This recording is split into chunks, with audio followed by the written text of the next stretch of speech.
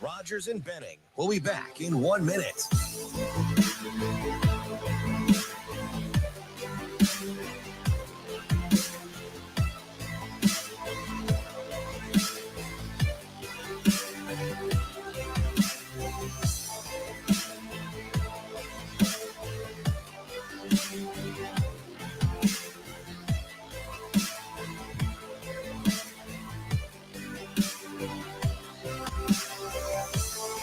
Rogers and Benning will be back in 30 seconds.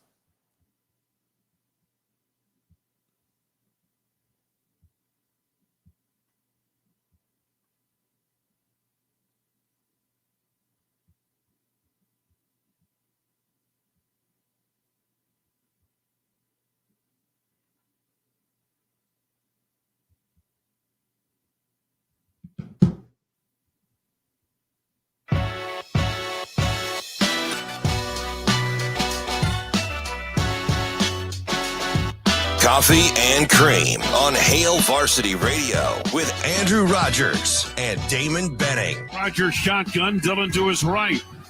And he takes hands off to A.J. Dillon, busting his way inside the 5 to the goal line. And he piles on into the north end zone. A.J. Dillon on an 8-yard touchdown blast. Rogers now in the shotgun. Dillon to his left, Jones to his right. Now Jones motions wide to the left. Quick toss, Jones, left side. Gets a block from Watson. Cuts it back. End zone. Touchdown! The rookie with the block.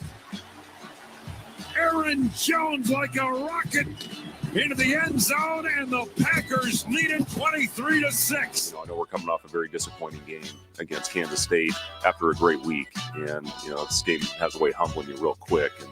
And, I think after beating Creighton and having a chance to beat what is now the number one team in the country in back-to-back games, and then went down and did not play well, obviously, in Kansas City in a neutral site game down there. So, just got to find a way to bounce back, get that energy back, do the little things that have allowed us to have some success this season, get our identity back.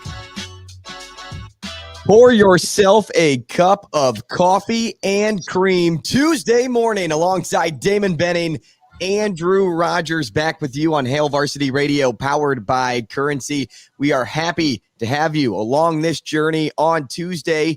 DB, great to see you again. And here, I don't know if you can see the whiteboard in the background of my StreamYard there. What do you got? Oh, I can't read. Oh, what's up, DB? What's up, DB? How are you? Shane. So I walked in this morning and Shane goes, "What am I supposed to say again?" Oh, leave it to Shane. DB? I'm like, come on, man. But he got it in. He said, "What's up, DB?"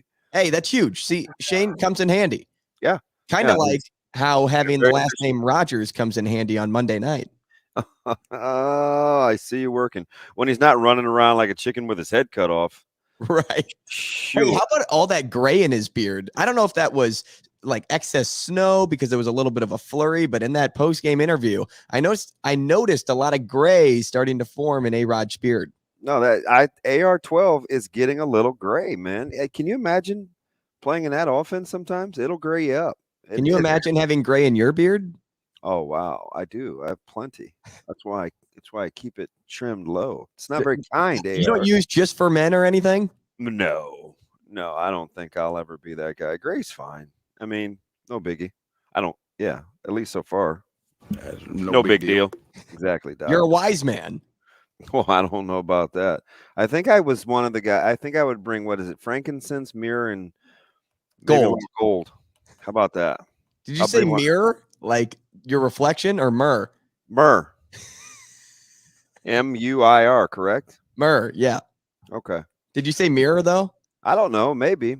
But you have to be careful because when you get on me about enunciation from a guy that hammers names 98% of the time, Oh, man. I'll definitely get you. So you got to be careful which game you want to play. Well, and you know what? There's 2 today, so I probably should not have started with this. Yeah. It's like I tell you. You got to be able to take as good as you give. Yep. And you know what? Maybe I try to postpone this as long as I can, but we're delaying the inevitable. But no, let's get through what people can expect for today. We'll hit on Nebraska recruiting right off the top. We will go into a little bit of Omaha basketball as they began Summit League play yesterday. Then what's that? It's a good win. It is a good win. A healthy second half performance for that group. Talk a little Nebraska basketball as they participate in the Battle in the Vault today. And we have some great guests lined up for the rest of the show. It starts with Bill Bender at 8 o'clock. At 8:30, Robin Washut and Joel Lorenzi at 8:45. So plenty to get to today, but let's start where I kind of regretfully put myself in position to say some names. We'll kick off with recruiting. And DB, are you having fun deciphering Matt Rule's tweets? Because I am. Yeah, he is. We've kind of joked about that over the weekend. He knows exactly kind of what he's doing. But what happened was, I think once folks started to play on the emojis, he's just going to let it ride. And he's having fun with it. So far, his social media game has been pretty elite. I think there's a method to his madness. His staff is kind of on board with it. And I just think they're having fun. I mean, they're off to a really good start in 2023. I think they got 3 commitments yesterday. Addressed an edge rusher. You get an O-line, you get 2 O-line, D-line types. And so I think, man, it's not quite as good as could be expected because you always want some more big guys, but there's plenty of time. So I'm not going to work in that absolute. Oh, it's as good as it's good. It's been very, very good. And I think that they know that they've got room to grow. Yeah, I don't know how much text he's used in his tweets outside of emojis lately, but I bet it's been a couple of days since he has said one word on Twitter. Yeah. He's done a lot of retweeting, but I don't know about texting. They're so aggressive, just in their style and what they want to do. Coop and Coach Rule called Caleb yesterday, last night, and it's just, they were just up at the school a couple of days ago. Foley's been there back-to-back days. They've canvassed the metro. They're working on the national scene. I call him Coop, Coach Cooper. I'm going to get out of that habit. I think people know who you're referring to when you're talking about the coaches. Coop's the only one that I know. He's the only one that could go by Coop. I called Satterfield Sat the other day, and I'm like, we're not quite there yet. Give me time. But I'm a nickname kind of guy anyway, at least if I like you. So it's just like you're coming off the official weekend. You had a lot of fellas in. I'm not sure when they're sleeping, but I don't really think they care because they're getting ready to chop up winter conditioning and how to get started with that too once the guys get back from school. So, man, they hit the ground running, and they're starting to build their class the way that they want it. If you want to be involved on the show, give us a phone call at 888-638-4876 or hit us up in our comments where we stream on YouTube and Twitter and wherever else you can find Hail Varsity Radio. That's where we are right now. Mark Medford chiming in, coffee, cream, and an extra shot of Shane this morning. So good on you, Mark. Hey, Shane, what are we rolling with for the hoodie today? What do we got? Oh, come on, Shane. You're sitting down. You know I can't see you. Omaha Lancers. Oh, okay. Yeah. All right. Hockey buff. Yeah. By the way, congrats. Speaking of hockey. Congrats to your Blues last night, getting one done. Hey, Jordan Kyrou. In convincing fashion. Did you end up with the nickel spot? What's that? You end up with a nickel spot, 5? Yep. And I went to sleep at the end of the second period. Yeah. Those 9:30 starts, man, I can't do it. Are you an old man? What? No, I just have to get up at 5. Oh, that's okay.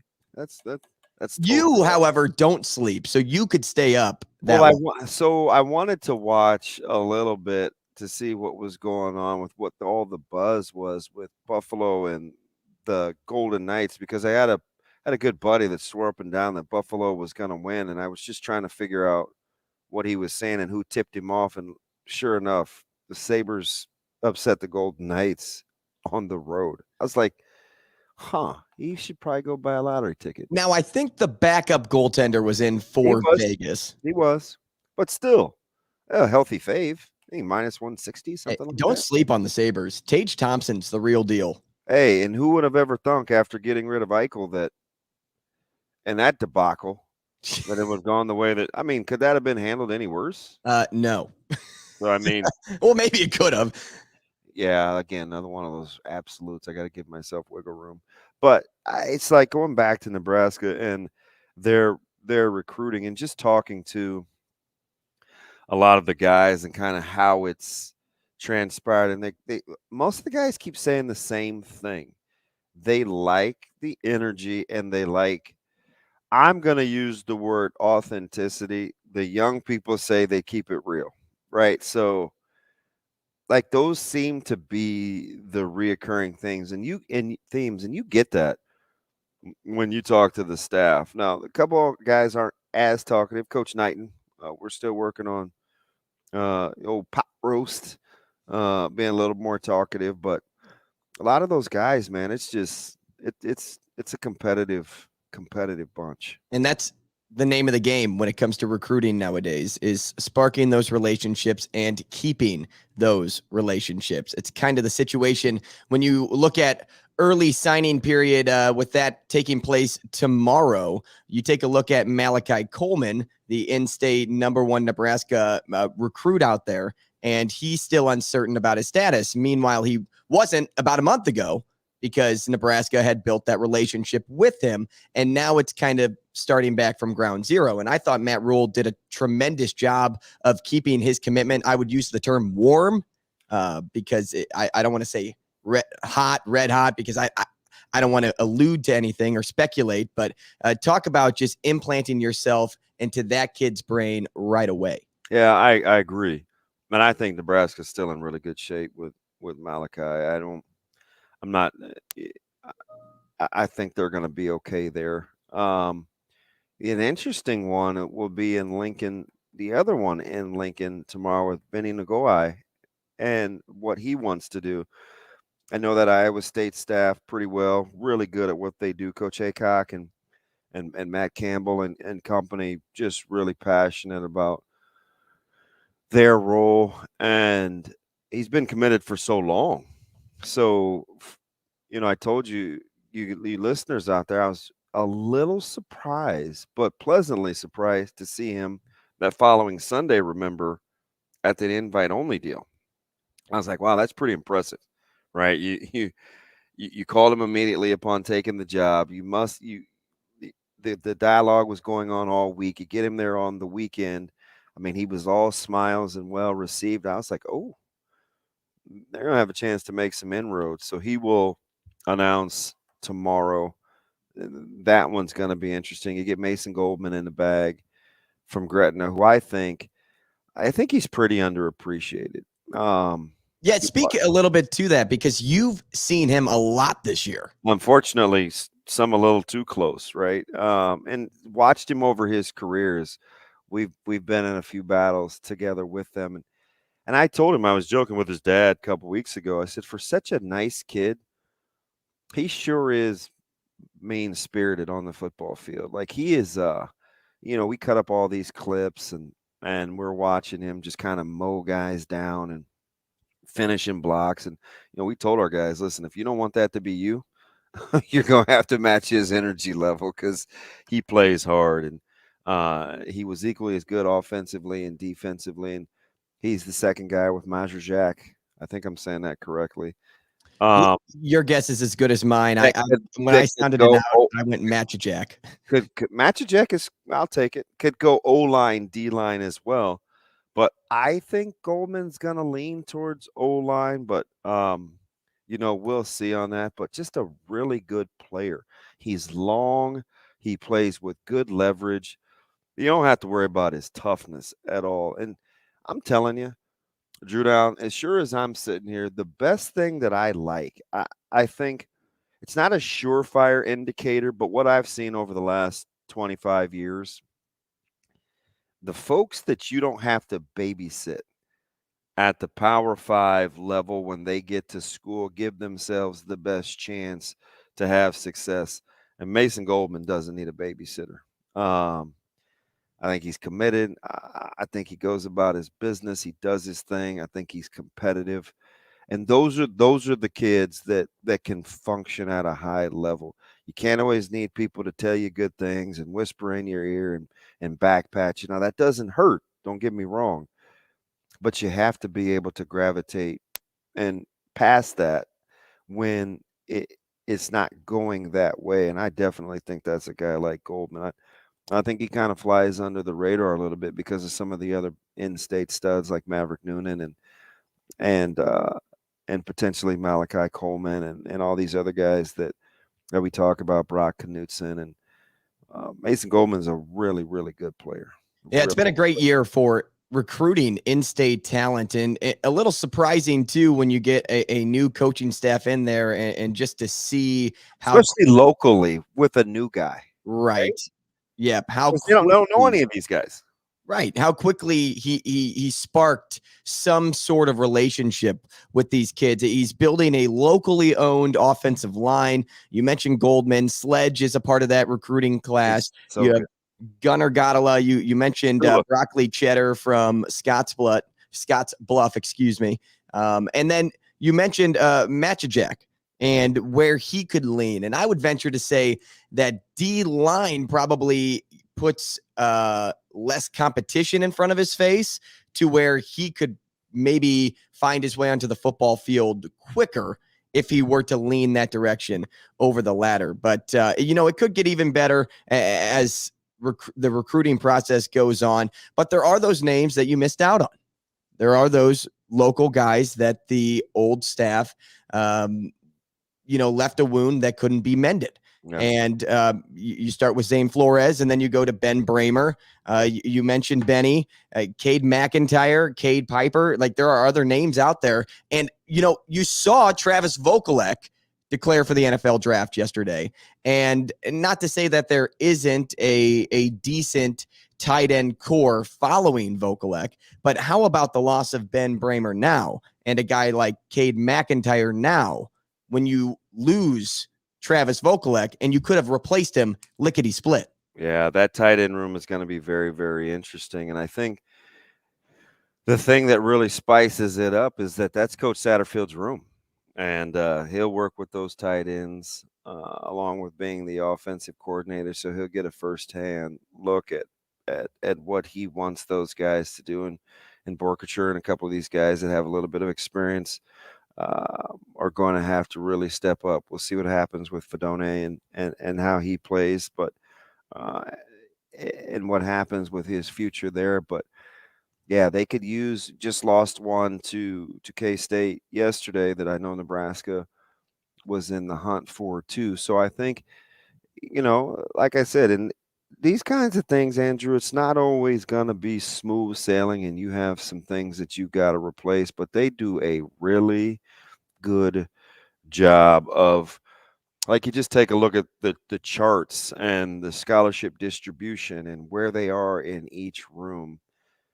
They're well aware of what they need. Now they just got to go get it. And remember, this is just the early signing period. They still got work to do. And I said this yesterday, and I may continue to say this. They can get their best offensive weapons until the middle of January last year. And so there's still a lot of time for things to happen over the next month and a half before February hits. Excellent point. Our poll question of the day, DB, on the 15th day of Portal Miss, Matt Rule sent to me. You like that little 12 I like days that. Christmas? I like it. favorite commit? Is it Mason Goldman? Is it Jason Machajek? I think that's what we settled on there. Or is it Prince Will Umanmielen? Umanmielen. I think I nailed that. Umanmielen. And right now, Umanmielen is taking home 85.3. Well, they're going to take the 4-star edge rusher Drew down. Hey, but if you take the Matt Rule approach here, maybe it's Machajek or Goldman. Yeah. I'm gonna have to give that some thought. You know what's kind of funny? You know who's been ridiculously quiet in this whole deal? Garrett Nelson. And what happens with a lot of questions being asked on our show and beyond on social media, people wondering what's his status, what's going to take place. You know what? This is pure assumption, but I think he comes back to Nebraska. Wouldn't that be something? That'd be a heck of a shot in the arm. And how about this, where, you know, and we kind of alluded to it the late last week or early last week when we talked about who I felt like the number one guy was that they needed to keep on the roster was Casey Thompson. Now, I know they got Sims. It's fantastic talent. But I think Casey Thompson coming back and wanting to help these guys, because remember I told you last week he's a good teammate, right? Sometimes he's such a good teammate. I think sometimes you look at him and you're like, are you real? Like, almost all your answers seem perfect. You're super measured. You got a little to the good Russell Wilson in terms of encouraging your teammates, not over the top, like, let's ride. I feel like you're talking about me here. It's just he's got a good feel of transition and what's going on in the program. I think he's a good sounding board for what was, what could be. He's got compare and contrast from the other school that he was at. Don't undersell the importance of Casey Thompson coming back to Nebraska. Sneaky, but I think that's encouraging. I think that's he knows this fan base, he knows this team, he knows. I know he's got to get healthy, but man, like he gives you comfort. He gives you a little peace of mind, which I think you always like as a coach. Well, was it who are we talking to yesterday? We were talking to one of our guests. I can't remember if it was Sam or the latter. Say it, I don't know. But he talked about how Casey returning in a coaching role. Sam McEwen said Casey returning in a coaching role would almost be best for him, best for the team. And I thought you get a head start on that because he said he's ultimately going to be a coach one day. Yeah, right. And I thought, wow, what a great point, because everything that you just described there is a coaching mind. You pluck that out of any head coach's mind and you put it on paper, and you can check every box in Casey Thompson's regard. Now, we'll see what happens with Hornsby, but if there are no more defections in the quarterback room, and that obviously is a big if, how about the depth in the quarterback room right now? With a healthy, I feel like it's been like that, though. I don't know, man. Like, maybe not in regards to like overall talent, but there's been a lot of bodies. That's a fairly deep. People have been talking about even just last year. That's a fairly deep quarterback room. Well, I think kind of just the opposite, though, Andrew, just because, you know, I felt like Smothers wasn't getting a ton of respect. Remember the media practice that people went to and people were kind of hating, and I was like, you gotta hold on here a little bit. You know, there's a lot to see. Some of that was situational. We weren't sure because there wasn't a healthy Purdy. He didn't get any real full experience snaps until fall camp. We wondered what was going on with Torres. Curious case of Henrik Harburg. I mean, I don't know, we had names, but remember, we had the Beatrice gunslinger and Senek that was like lighting up the world. And I'm being serious when I say that. I told this story kind of off the cuff. I can't remember what I was doing. I was down there to practice or something, and I was talking to Coach Joseph, and I was getting ready to, I was picking up some credentials, and I was getting ready to leave. And he's like, hey, DB, you got to watch this kid spin it. So, kind of stuck around, and they're getting ready to go to an up-tempo drill. And it was on a Wednesday because the very next Thursday I was at a speaking luncheon in Nebraska City, and we were just kind of shooting the breeze, and they were asking me about the quarterback situation. I was like, hey, I don't know poop from Shinola, but I'll tell you, yesterday I watched a guy throw a football that I thought was pretty doggone good, and I think people kind of looked at me like I was crazy because that was even before Michigan. It was the week previous. So I don't know. We'll see what happens, especially if this staff is team development, which is what we've been hearing.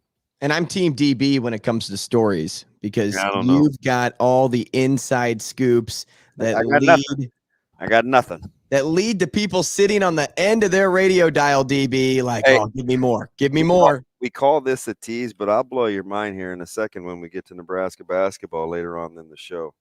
Be careful of the Monarch. Whoa. I love to hear it. We'll be in with more of that stuff next here on Hail Varsity Radio. It's Coffee and Cream. Rogers and Benning will be back in 5 minutes.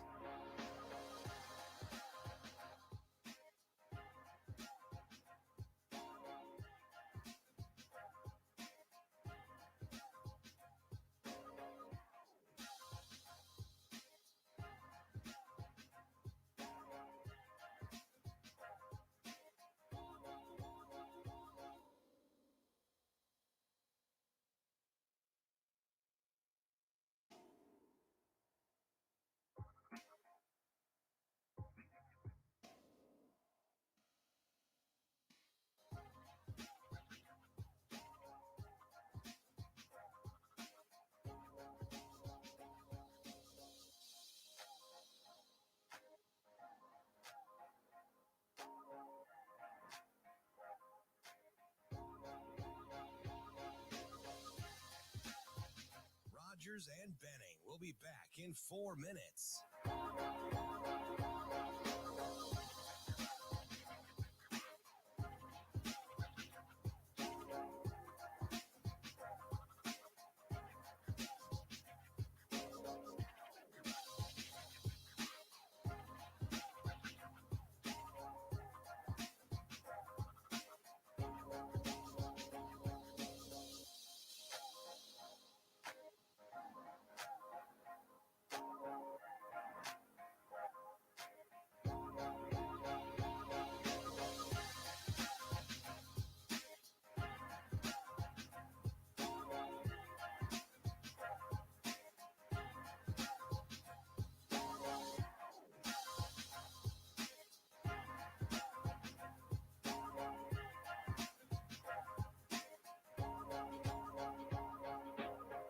Rogers and Benning will be back in 3 minutes.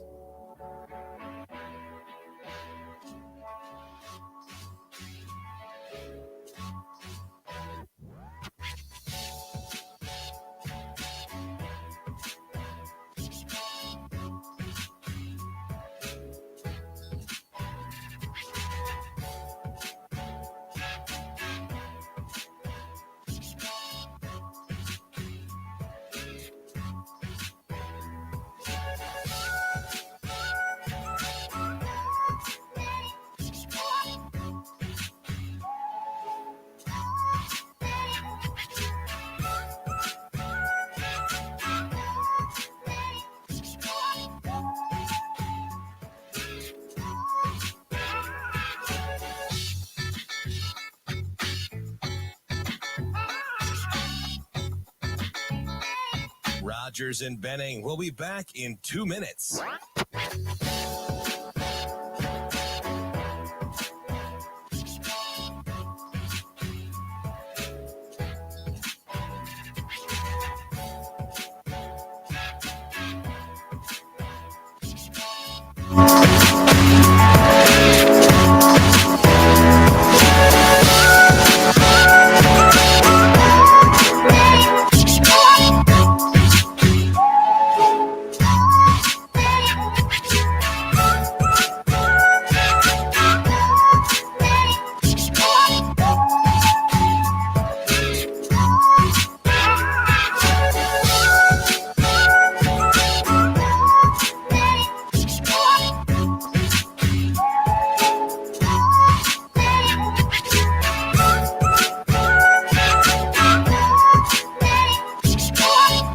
Rogers and Benning. We'll be back in 1 minute.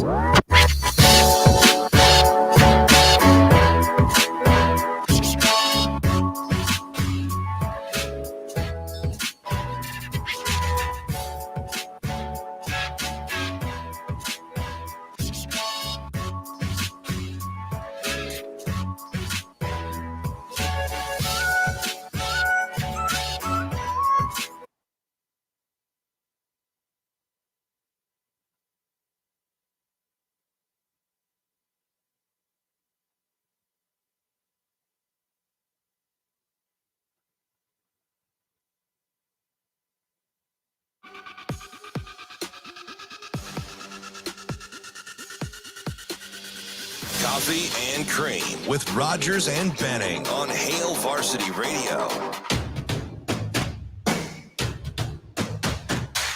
Back with you on Coffee and Cream in the morning on Hail Varsity Radio, powered by Currency. Damon Benning, Andrew Rogers, and DB had a great teaser heading into our first break of the show, and I'm interested to hear more about what you were alluding to, Damon. Well, Nebraska's got one today, and it's weird scheduling, right, as they take on Queens.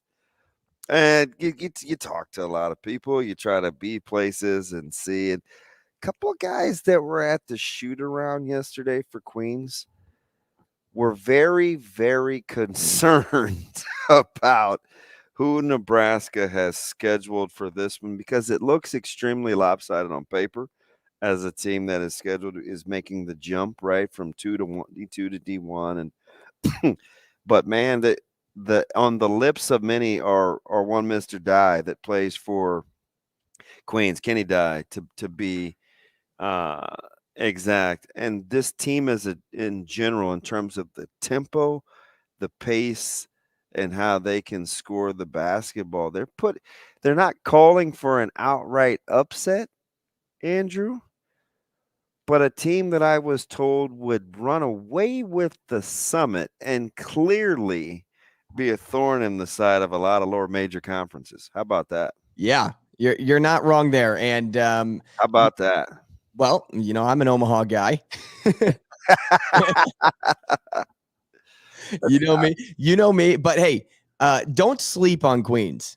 Yeah. As you said, don't sleep on them because they went 30-4 last season and made the D2 tournament. And their tempo, and I can't wait. Now I'm like, huh? Are they going to take what we're seeing right here today, and is this going to be how it is tomorrow too with actual opponents out there? This one has got my attention. Well, if you have some time, I would highly recommend getting tickets to Battle in the Vault, and not just for Nebraska Queens. Sleepy crowd, though. No students. Yeah, but, for basketball fans out there, I mean, it doesn't have to be the highest level of basketball to be entertaining, to be competitive. I know. I get it. It's just weird scheduling without the students on campus. No, you hit the nail on the head there because this is Nebraska's last game before the holiday break, and then they'll be back in action with Big Ten play. But Hoiberg, as we heard in the intro to the show today, was hammering home identity.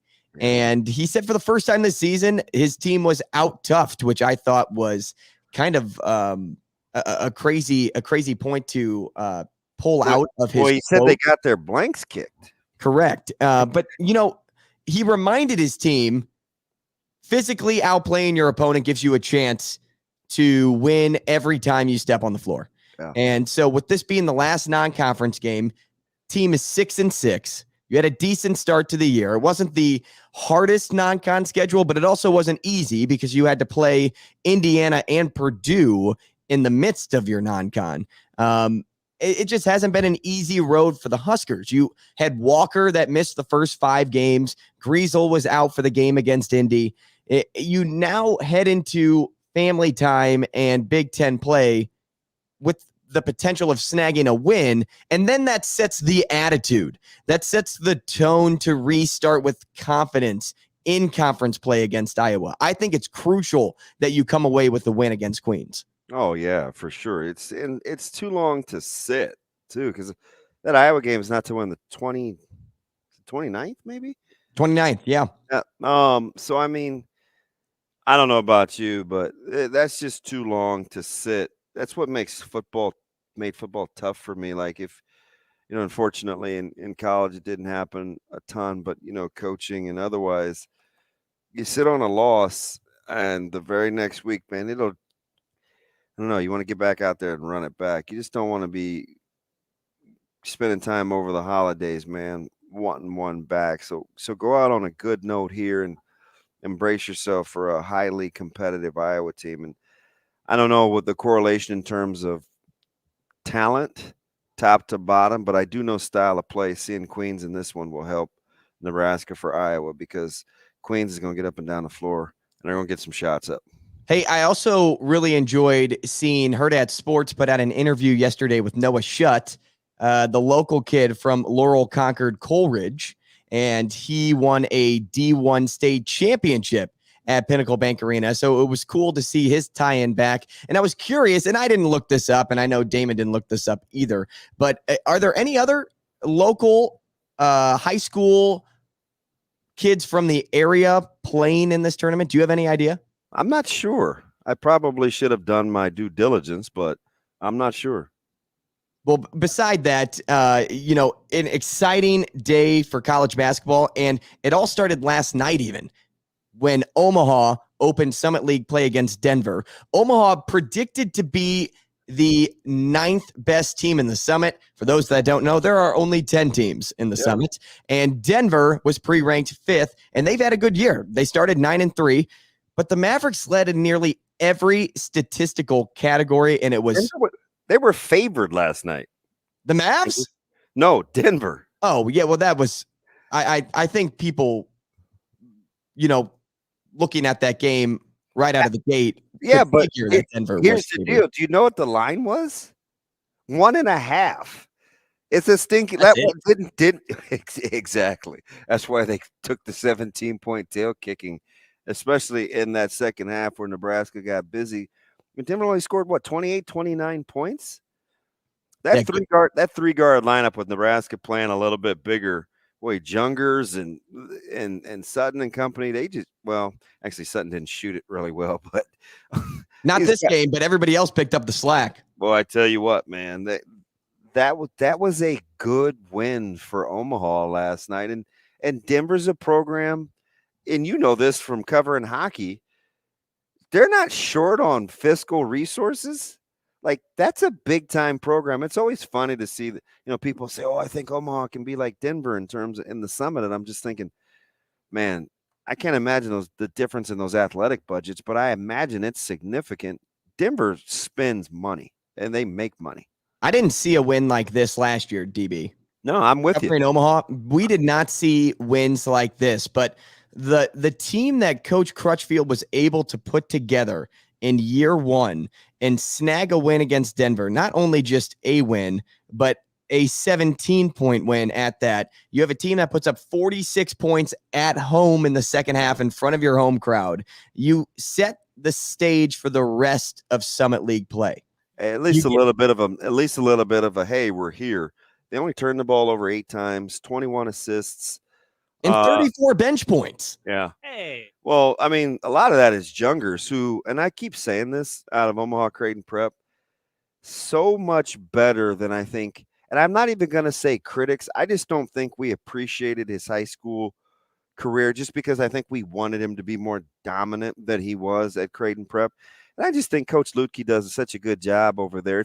It's hard to be a singular standout and go for 25 a night because of the system that they play. But I mean, Kyle, his son, was playing last night. A Rope, who's a prep guy, getting big minutes, playing 15, 16 minutes last night. And Jungers, I mean, there's 3 Blue Jays out there on the floor, and don't think relationships aren't important when it comes to recruiting because Coach Crutch and Coach Lutke have known each other forever. And that Creighton Prep team is nothing to shy away from when it comes to producing talent. So how about Denver shooting, and you'll know why here in a second. Denver shoots over 50% from the floor, and they get beat by 17 because they turn the ball over 15 times.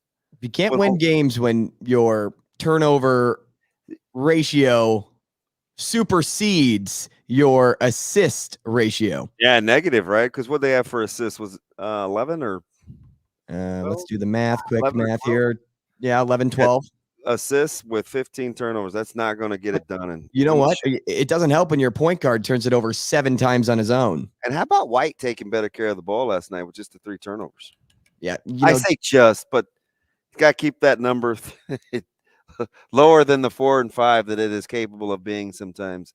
And he scored the basketball last night too. He can be a handful. It's a big guard. Yeah, JJ is the missing piece from last season, I think, for this Omaha group. Yeah, they were looking for a facilitator. They relied too much on Fiddler to do both, score the basketball and, get the offense moving. But they only had maybe second-tier players driving it, driving the offense.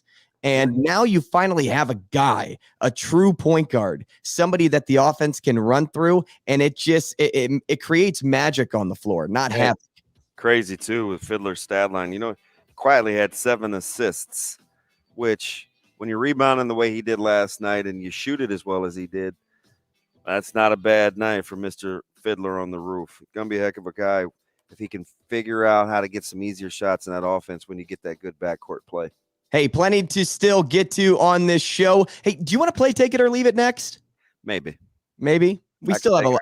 I can take it. Yeah, exactly. We might do a little Tioli, but there's still a few more things on the recruiting side of things that we may want to hit on before we get there. But that's next on Coffee and Cream. Rogers and Benning will be back in 4 minutes.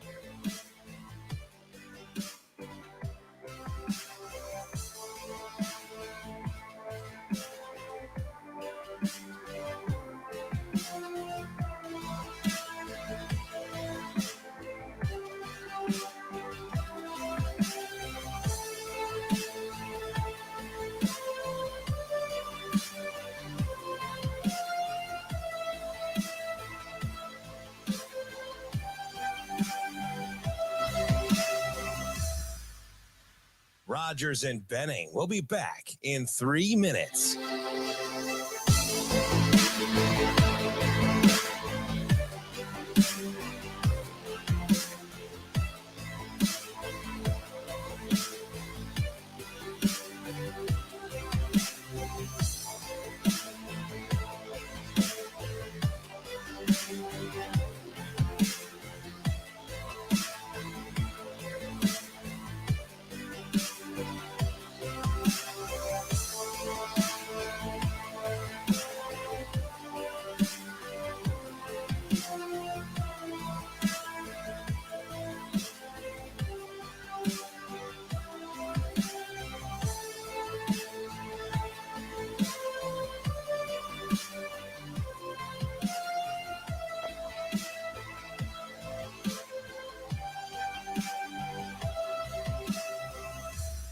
Rogers and Benning will be back in 2 minutes.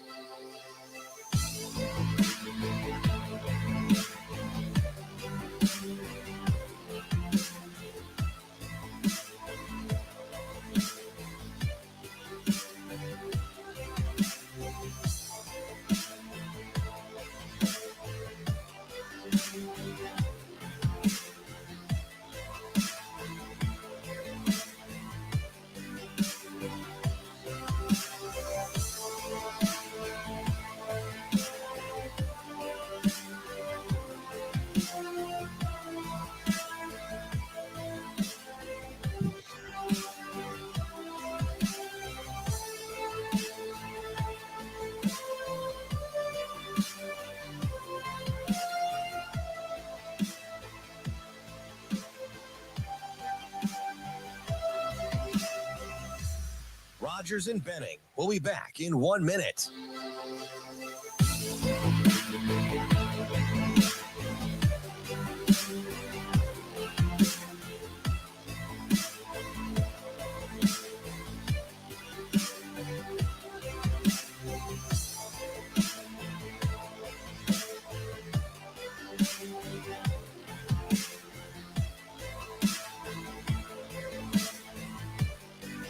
Rogers and Benning will be back in 30 seconds.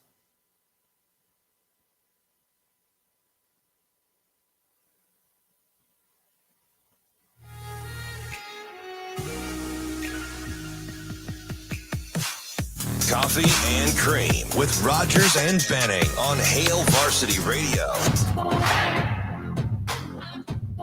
Back with you this morning on Coffee and Cream in the morning on Hail Varsity Radio, powered by Currency. Damon Benning, Andrew Rogers here with you, and we appreciate you joining us. If you'd like to be involved on the show, please give us a call, 888-638-4876. I think I just hit a record there, DB, by saying the phone number twice on the show. No need for applause, but here I am.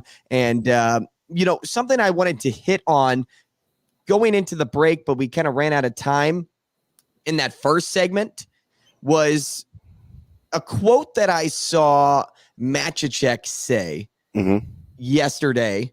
I think it was yesterday. Maybe it was 2 days ago.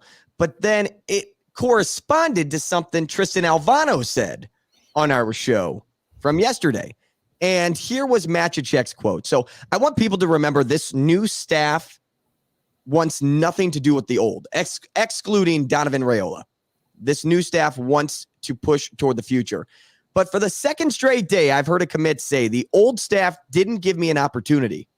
And he added, but Coach Raiola was the guy that really liked me on the old staff, and he's the only guy left. But he said, I feel like this new staff has really built strong relationships with me in a short amount of time, and I'm really excited by what I hear. And that was from Sam McEwen's article at the Omaha World-Herald. In that first line, the old staff didn't give me an opportunity. Are we going to keep hearing that? Well, I mean, it's alarming. Well, I know there's other options out there, and I don't want to place blame just because of that. Okay, but here, let me just give you context. You can agree or disagree, and I'm certainly not. I'm not absolving the former staff of any criticism you may or the listeners may want to levy, but I'll say it like this. It's the natural compare and contrast when somebody does something that somebody else didn't. It doesn't matter that it's the former staff and the new staff. It's just, if you weren't getting something from somebody else and you got it from somebody else, you're just naturally going to say that comparison out loud. So what's happened is if you're comparing new staff to old staff, and you weren't getting the attention and you're getting it from the new staff, and all of a sudden you're back in the fold, that's what you're going to say, right? It comes natural in, I think, the flow. You see it happen in relationships, right? You fall in love with somebody that swept you off your feet, and what are you naturally going to think?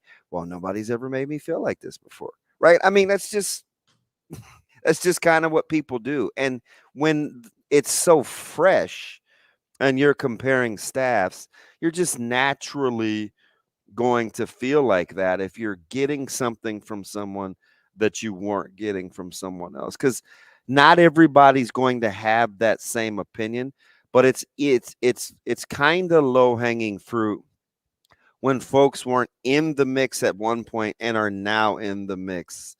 I mean, you're going to hear that from Benny, right? You're going to hear that from Tristan. You're going to hear that from Matchacek, because it's different. You'd get a very different feel from, like, let's say Maverick Noonan, or maybe even Mason Goldman, or somebody like that was being heavily recruited and is still being recruited. So I think that needs context. Yeah, well, talent was neglected, though. Like, I don't discount. I want to cover that up. No, yeah, I don't discount that at all. Right. You bring up a good point by saying your examples there. I do. Listen, I mean, there's no question, right? I mean, Flores is the easy one. You got Pieper at Norfolk Central or Norfolk Catholic, who I think a lot of people like. I did. We had those guys in the state finals. He's awful good. But there are a lot of those guys. I mean, sometimes people talk about Vince Genatone, who is at Montana, and it's just like, or McIntyre that you brought up earlier, a very gifted family who's going to Oklahoma. And Oklahoma made that move in like 3 weeks of recruiting. I mean, full court press and bam, right? And McIntyre, I think, was a guy that really wanted to go to Nebraska. So I get that, right? I mean, but I told you, I think one of the things about this staff that I like, because it's a lot like, I like it because it's like me. That's kind of what I'm saying. They're not afraid to say, like, hey, we've made a mistake, or hey, we really like this, because I'm one of those guys that's pretty much always going to tell you how my feelings are, even when they're hurt, right? Like, hey, I'm kind of a baby. I'm the youngest of 5, or hey, that bugged me, right? That hurts my feelings. Like, I'll say those kinds of things as much as I'll say, hey, you know what, I love you. So I like when grown-ups can do that, because it lets other people know where they sit. And when Coach Rule, who's a tough East Coast kind of guy and kind of knows nonsense, when he says to me, the Zane Flores deal breaks my heart. It shouldn't have happened like that.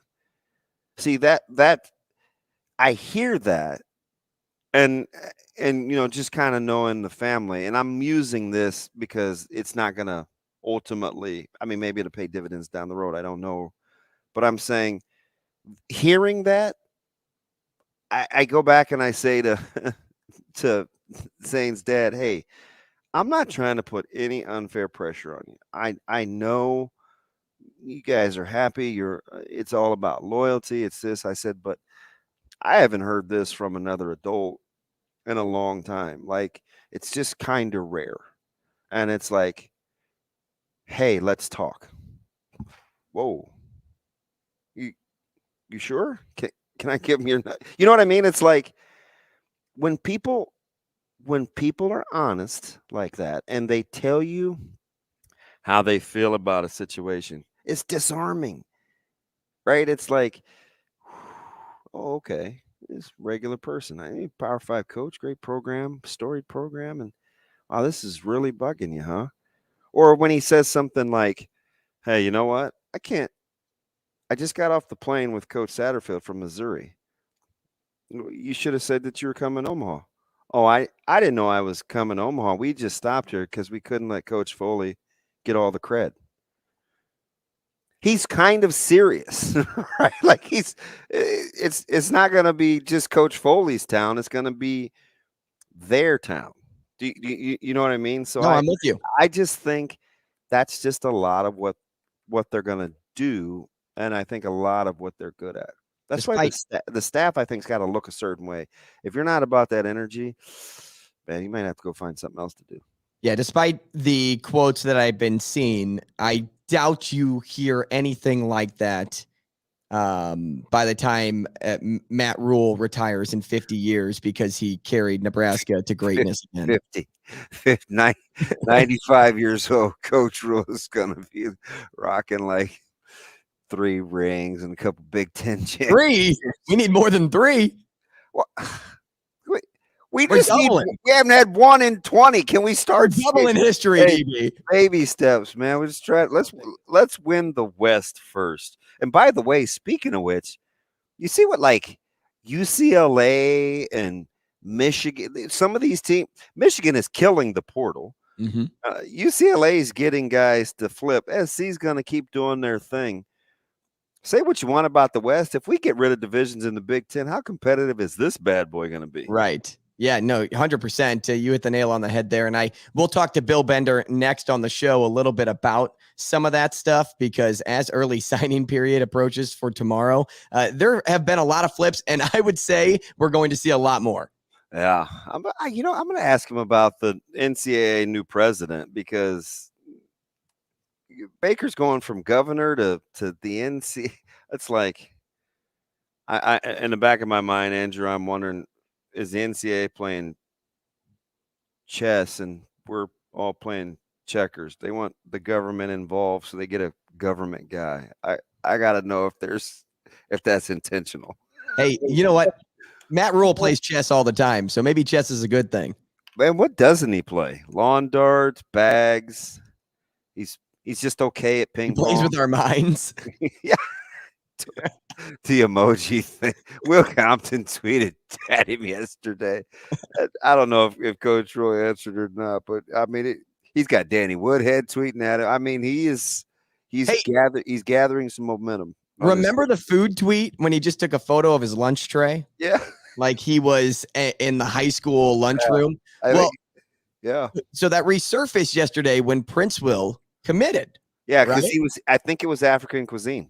It was, but that food was courtesy of Lady T's Kitchen in Austin, Texas, which is Princeville's mom's place. He knows what he's doing. Oh my goodness. I mean, checkmate in 8. Yeah. That is a good point though. Crafty. Shane, how come we don't have the Beastie Boys queued up in the system? She's crafty. You know I like the Beastie Boys. That's my jam right there. License to ill, Shane. License to ill. Or no sleep till Brooklyn. They recruiting in Brooklyn today? When's the dead period? It's coming up, right? Our dead period or theirs? Recruiting. Because you're going to sign and then you have to chill and then you get the whole February run again. So now I think with the portal, it's back in vogue that if you don't sign early. Because remember the last couple of years with the early signing period, if you don't sign by December, man, you might not be very good. Now it's like, let me just take my time. I got choices. February may start to be important again, especially with the portal. Well, there's a lot of things still to hit on, and I know we have a jam-packed hour of guests coming up, but, DB, we'll send him to Morning Dump when we talk about this, because you sent me something just out of the break, and you heard Coach Booth put her takeaways on the ABCA volleyball convention. And, she says we're at a crisis point when it comes to officiating. Yeah. And it's not just at the volleyball level. No, I get it. She used the word crisis. And crisis is a big word to use. That's a heavy word. A big word. But I'll tell you what, man, you look at that and you think, oh my gosh, there's correlation in the NFL. And oh my gosh, there's correlation locally as well. So I think we should premise this. When you turn to Morning Dump by show's end, that's what you're going to get. A little DB and I talking a little bit about officiating. And also, we didn't get to Tioli, take it or leave it here. So maybe we throw that into the Morning Dump as well. But when we come out of break, we'll speak with Bill Bender of Sporting News. He's next on Coffee and Cream.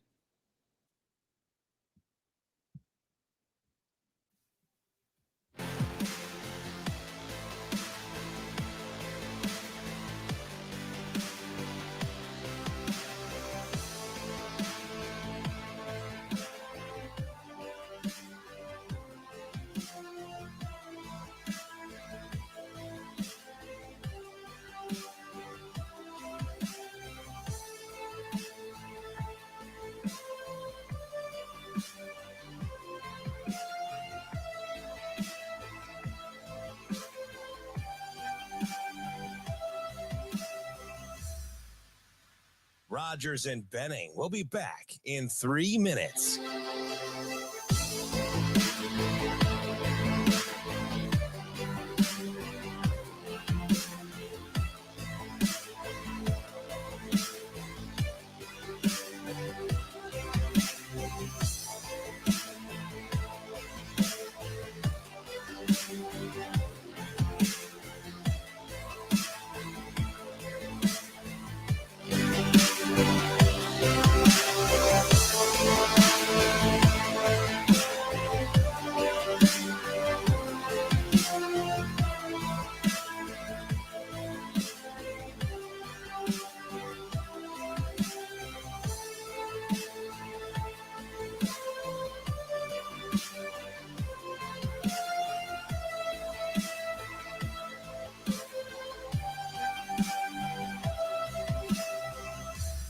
Rogers and Benning will be back in 2 minutes.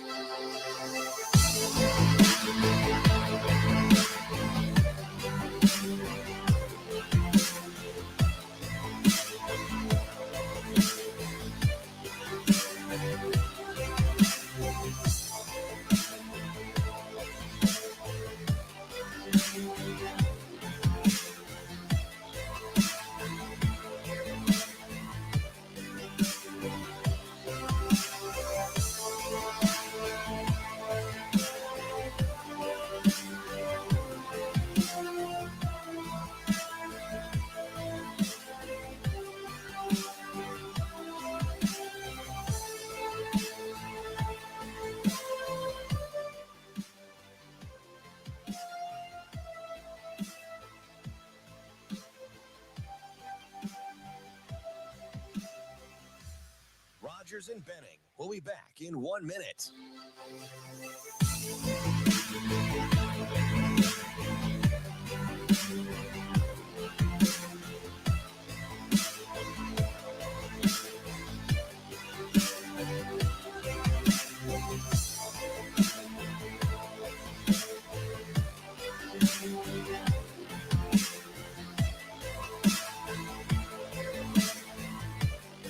Rogers and Benning will be back in 30 seconds.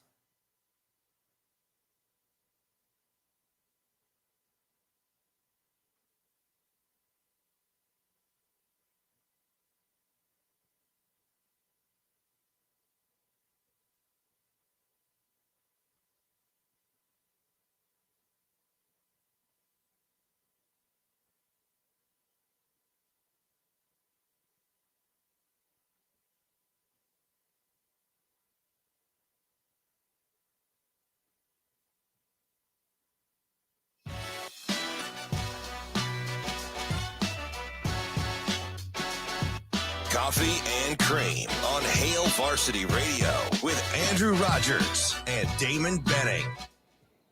We are back, top of the hour here on Coffee and Cream in the Morning on Hail Varsity Radio, powered by Currency. Damon Benning, Andrew Rogers, and we appreciate you joining us. We have Bill Bender nearby, DB, right? Yes, we do. Bill Bender on the phone, national writer for Sporting News. You can toss him a follow at Bill Bender 92 on Twitter. Bill, thanks so much for joining us. How are you doing this morning? Hey, good morning. Thanks for having me on. Hey, good morning, Bill. Bill, you know, it's hard to get excited about bowl games. I know we have a lot of bowl games ahead of us today and toward the rest of the year. With NFL draft declarations and portal transfers, you kind of have no idea who's playing anymore. And, of course, we all understand the various opt-outs. But do you think it's good for the sport to see all of this? I still watch the games anyway. I mean, you got Frank Gore Jr. running for 300 and some yards the other night. You got Marshall UConn game was fun last night. I'm going to watch as much as I can, and not really worry about it. Bill, when you're talking about and because I'm with you, I'm going to watch just because it's football, and I watch all levels of football. But yeah, the NCAA kind of passed a little bit. I felt like it kind of flew under the radar, where if a redshirt freshman has played up to four, or if a redshirt freshman has played up to 4 games, that the bowl game will not count against that particular player if it's makes it over 4 and lose a year of eligibility. How important do you think that could be for some of those kind of fringe guys that coaches want to keep happy and can offset numbers of guys that opt out? I'm all for it. In the Bulls, in the postseason, you should be allowed to have that extra rep. You know, and some people, like I always say, Bulls mean something different to everybody. So for some of those rosters, like you said, that had a bunch of opt-outs or guys go to the transfer portals, it gives them that extra bit of experience, and I'm good with that. Bill, the early signing period has everyone's attention already, but I think a lot of people, at least me, are monitoring Coach Prime and his big splash ability. Last year, it was Travis Hunter flipping his commitment. Do you foresee anything like that happening again tomorrow? Because he's kind of flown under the radar right now, just placing his recruits in front of Lambos with Louis Vuitton bags. Yeah, he made a big splash, obviously, last year when he was able to get Travis Hunter. I'm sure they'll flip a guy or two. It's very interesting. I don't want to say experiment. I just want to see how it goes. I think Deion Sanders will have success in Colorado. I think he will recruit well at Colorado. I don't know how long it's going to take is the big question. Because, as I said, most people are going to have their mind made up about him anyway. But how does Twitter and social media and the fans and haters react when they go 5-7 next year? I would say that's probably a success.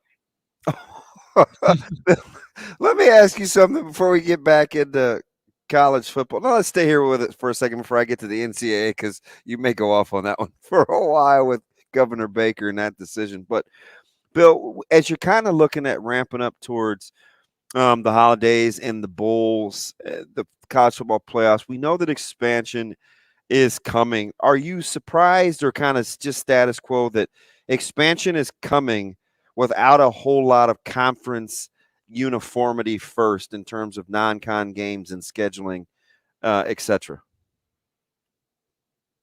That's a good point. I was wondering if they would have uniform schedules, have everybody play 8 games or 9 games in conference like the Big Ten does. But not surprised that they're expanding. I mean, they were barreling toward this, and it was one of those deals where I think you're going to have more games, more teams involved, more money, more interest, all those things, and they couldn't pass it up. Bill, before I let DB pepper your brain about new Governor Charlie Baker, I want to ask you this. With how college football is structured today, the top teams tend to draw the best athletes, while the smaller programs more often than not lose some of their superstars. That's just, the nature of the beast at this point. Knowing that, based on how this year finished, who'd be your biggest dark horse team to make some noise tomorrow? I think, Colorado would have been one answer, but I think it's just, Texas continues to do well. I think, I don't really have a team that I think will rise up the board, because most of these guys are signed anyway. But I mean, just the Texas overreaction to Arch Manning and having everybody that's come around him is going to be pretty significant. I think Alabama did a pretty good job of striking back, and you look at how many 5-stars they have. They'll probably be ranked number 1, and there's a little bit of angst here in Columbus with Ohio State. Yeah. Not on normally they're 1, 2, 3, but the Raiola decommitment, some of the other things that have gone on since the Michigan loss has really kind of, it's almost like they're not in the playoffs, because 50% of this fan base right now is not real happy. So it's interesting. Let me stay right there before we go global. I fibbed. Let's ask one more, because Michigan doing work in the portal. They don't appear to be going anywhere, and I feel like a couple years ago, you and I were talking in my former life, and we were asking about Harbaugh and the flirting with other jobs and what happened post-pandemic. And all he's done 2 years later is win back-to-back Big Ten championships. You said he's not going anywhere unless he wanted to. You even said that then. Safe to say that everybody that it played out the way that the folks and Manuel, their athletic director, saw it working out at Michigan with Harbaugh, because they're not going anywhere. No, I heard Joel Klatt talk about this, how they're basically running the Harbaugh offense that he ran at Stanford and with the 49ers. They got back to who he was on both sides of the ball. And they've dominated the Big Ten the last 2 years. That was significant to win in Columbus, because they hadn't won there since 2000. And kind of like the way I've been putting it is, they're really not scared of Ohio State anymore. And that's been a long time since you could say that, where they were not intimidated. J.J. McCarthy wanted that game. They grind you down. I mean, you guys saw the Nebraska game. It didn't, on the scoreboard, it didn't look full, but I mean, if you watch that game, it felt like they won 60-0. Yeah. With Governor Baker taking the job with the NCAA, and we've been joking all morning, Bill, Andrew, and I, about checkers and chess with a variety of things. I know it doesn't seem like a great job on the surface, right? We got a lot of cynics, but did the NCAA get it right going with government, considering they want Congress to get involved anyway? I would say give it a fair chance, because you can't say, well, he doesn't have experience, because, well, what NCAA president has experience with NIL, with the transfer portal, with how much money's coming off college football expansion, with dealing with the rising cost of buyouts. I have a story about those today and how absurd those have become. So I think getting a guy with that kind of background, and yes, he hasn't been in the NCAA, but he did play. He's been in big business, big government, and that's what the sport's going to require in the next chapter because there's so much more money coming in. So I'm going to give it a fair chance. And like I said, I was saying to somebody yesterday, I was like, do you remember the president before Mark Emmert? He was like, do you remember Miles Brand? And I was like, does anybody ever go around like trashing Miles Brand today? I was like, no, because they don't remember who he is. When you're talking about, and I'm curious to see the article today, Bill, so I'm glad you gave our listeners a heads up, because it is, I asked a question yesterday about the transfer portal and deadlines and, should there be restrictions on when you can come and go? And the reply was, well, no, you have to be careful because coaches don't have restrictions on when they can come and go. And when it gets to be a little bit of hypocrisy, people are going to be upset. Is this exorbitant number of buyouts and those numbers, Bill, is that simply about supply and demand, or is there truly a crisis in terms of college football of who can coach and who can't? Yeah, I think they're a little out of control. As I talked to the head of the Knight Commission and Amy Perko, and she pointed out that buyout numbers have tripled since the beginning of the college football playoff era. And remember, a couple months ago, we were loosely talking about, well, will Texas A&M pick up that $90 million buyout? And if they did, that would have been a travesty for the sport. Like, that's what I'm talking about. Like, $15 million buyouts for Scott Frost. Now they haven't said what was paid out. Brian Harsin. I mean, those are just the larger those numbers get, the worse it's going to be for the sport. Hey, Bill, when speaking of Nebraska here, Malachi Coleman is the number one recruit in Nebraska, was all in on a hometown team before Matt Rule was hired. He decommitted because the relationships weren't there anymore with the program. Now, lots of players are relationship guys, and Matt Rule still has found a way to keep his team and their name in the mix. But how important are relationships nowadays for these athletes, or have they always been important, but we're just kind of hearing more and more about it now? I mean, I guess that would be a case-by-case question. I mean, for me, if my son were good enough to play in any of these sports, yes, I'm going to want to know who the coach is. I'm going to want to know how the program is. I'm going to want him to and it's not about me. I would want my son to with those coaches and have that relationship. So, and that end of it. And when a coach changes and the race relationships aren't there, now we do live in the portal era, and recruiting has changed a lot. I just can't imagine with the portal and recruiting. My son, for example, if he was a 5-star recruit, without having those relationships and having a comfort level at the campus. And that's something that I think we all forget. Bill, before we let you go, be remiss. Is it Georgia and everybody else, or is there something you see brewing that we better keep an eye on once the CFP starts? I mean, Georgia's favored, but I mean, Ohio State, there's a ton of NFL talent on their sideline too. So starting with Marvin Harrison, who looks like he could be a 1,000-yard NFL guy now, which is ridiculous. But I think Georgia's going to be tough to beat in that first one. And then I think Michigan will beat TCU. So then you get Georgia and Michigan, and we'll find out what's different from last year and when Georgia won 34-11. And to me, it starts with Michigan's offensive line. Can they actually push Georgia around? They couldn't do it last year. That entire defense went to the NFL. So can they do it this year with a very good offensive line and kind of like what we were talking about with the Nebraska game, make it a boring, methodical win? Bill Bender, we appreciate your time this morning. Thanks so much. Enjoy the rest of your day. Hey, thanks so much. You guys take care. Thanks, Bill.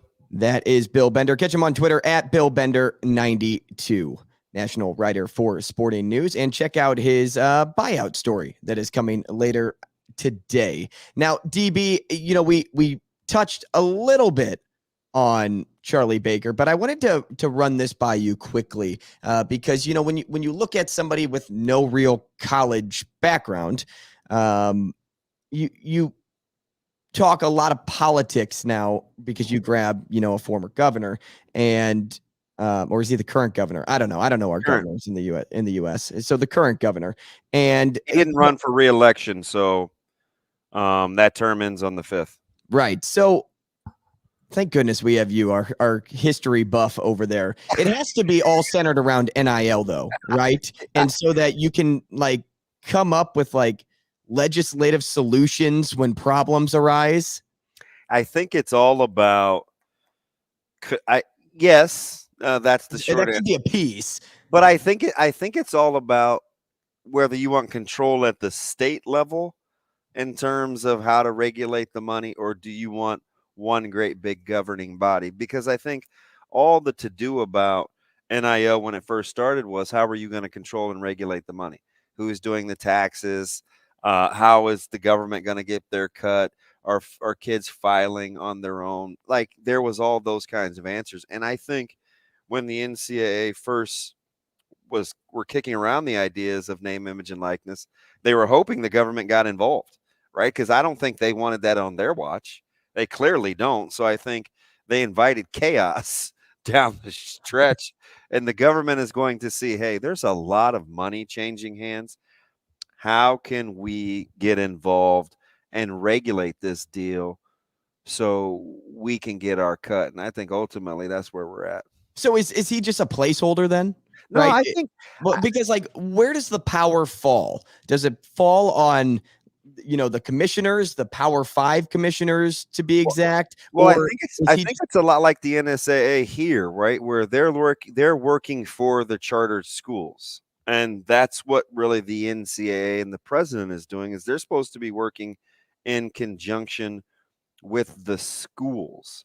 And so that's who he should ultimately be working for. The problem is when you have that many schools, that many universities, that many institutions, how are you supposed to operate on everybody's best interest, right? What's going on at Southern Cal isn't the same as what's going on at Dartmouth, right? It's just not. It's difficult, and so that's where you get into the one great big governing thing versus, man, how can we control this at the state level too? We can be critical about all of this. And I know I teased that we'll probably get into this in the morning dump, but why not now? Because as I'm sitting here being critical on certain things, I want to hop back on that point from Coach Booth talking about being at a crisis point when it comes to officiating, DB. And, she'd know better than anybody when it comes to volleyball, but you've seen it, whether it's at the high school level or watching it at the NFL level. And you've even seen college basketball officiating, kind of dwindle down to dust at this point because there aren't that many bodies out there anymore. I mean, how many games can Higgy and Kip Kissinger and those guys work, right? 3 or 4 games a week for college basketball officials is tough. You see what's going on in the state with football in terms of officiating crews. The NFL, I mean, goodness, it is. I've never seen more, and I don't think this is hyperbole. I don't know. You can check me if I'm wrong, but does it not seem like, I just look at some of the Twitter accounts, bad sports officiating, bad umpire. There's all these Twitter accounts. Yeah, they started as parodies, but now it's starting to become a reality. And it seems like it's at an all-time struggle. And I think a lot of it is because we don't have enough people doing it. I don't think it's like a lot of bad guys that are bad at their jobs. I just think we're stretched so thin. And just for hear the word crisis, and the reason I'm glad you brought her up, because the reason Coach Booth got my attention is because she sees it at all levels, right? Reese, who's at Elkhorn North, was playing is at the high school level. So they just came through the AAU circuit in terms of volleyball, and then she sees it at the high school level. And her mom, Coach Booth, obviously coaches at the collegiate level. We've heard Coach Cook talk about it, where just folks how many replays were there and challenges did we see in volleyball in just the Final Four, right? So when she calls it a crisis, it got my attention because she sees it at all levels, from the itty bitties to the older. And I'm like, I don't know, do we? I just listened to 4 segments yesterday on the Giants and the Commanders officiating and whether Terry McLaurin should know how to line up or not.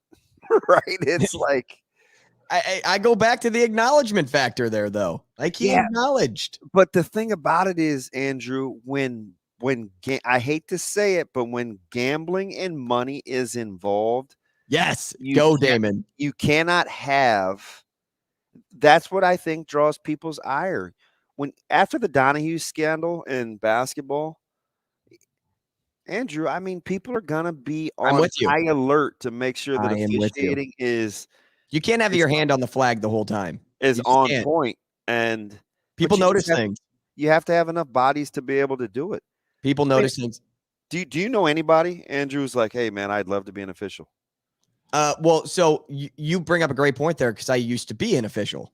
And you're like, it just doesn't seem like a lot of people are doing it anymore. And the reason for that is, one, the critique that you get from the fans, right? You get berated all the time, whether you're at a high school game and you call a travel and the game's close and you swing the tide. And some people think, you were a little more, you may not have gotten the call right. And, you take on threats. There have been numerous times, numerous stories that I've heard. I've never taken on an actual threat. I think I felt I was pretty good at shutting things down. But there are times where there are young kids that come in to coach at, the youngest level, a 3rd grade basketball game, and the fans are threatening to fight them in the parking lot at game's end. And this is CYC basketball we're talking about. This is a Christian school basketball. And people are coming at young 5th, 6th grade kids that are just out there to, make sure the game runs, right? If you want to criticize officiating, get your bum out there and do it yourself. This game wouldn't run without officials. So I am on the officials' side more oftentimes than not. But when they are so apparent in cases as you were bringing up, especially at the NFL level, and you bring gambling into the picture and all eyes are on officials to get the plays perfect and call the plays correctly, that's where, I sit back and try to drink a glass of humility and think, whose side am I actually on now? Like, am I on their side when they're at the youngest level because it's just kids trying to learn, kids doing a job? But when this is your actual job, when you are wearing the zebra stripes on the football field, or you're calling the highest level sporting events at volleyball championships, you have to get those right. You have to pass with flying colors when you take these tests, and you have to have the best vision possible. But how do you get people to join it?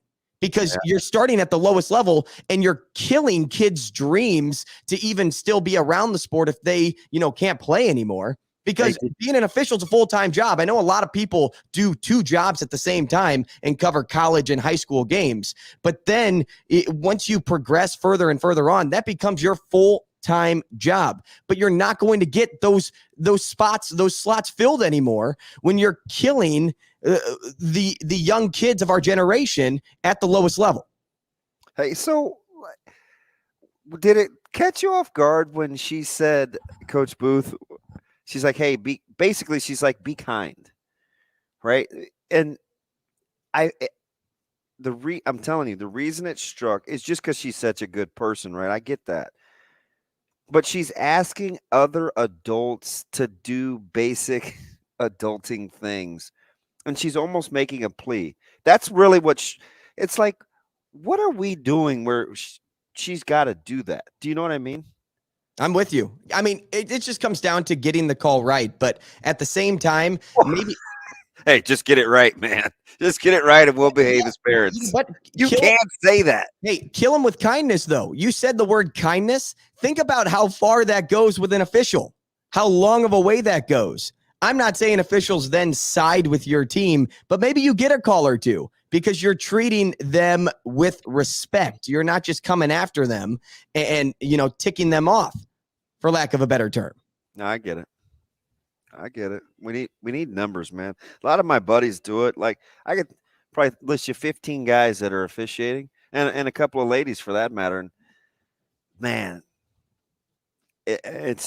I know it's hard for them. That's a lot of times sure. too, it comes down to confidence. That's all I'm saying. Being confident with your calls. Hey, let's move on here. We'll talk to Robin Washut next, Nebraska senior team writer for Husker Online. He's next on Coffee and Cream here on Hail Varsity Radio, powered by Currency. Rogers and Benning will be back in 5 minutes.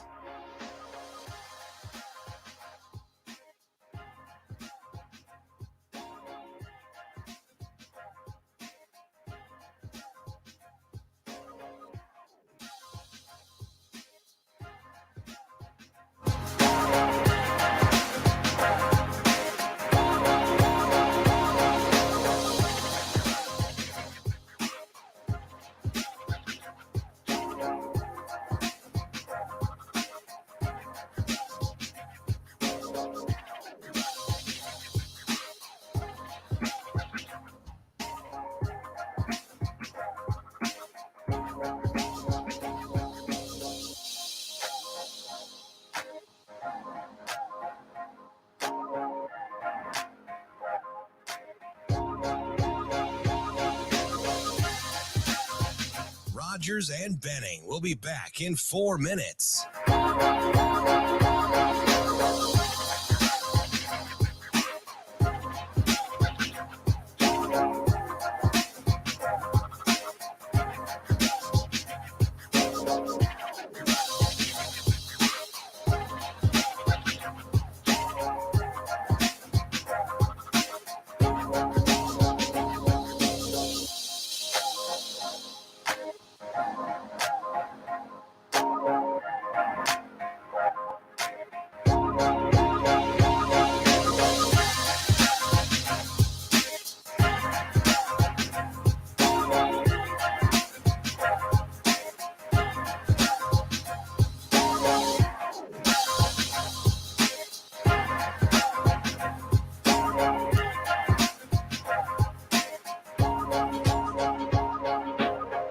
Rogers and Benning will be back in 3 minutes.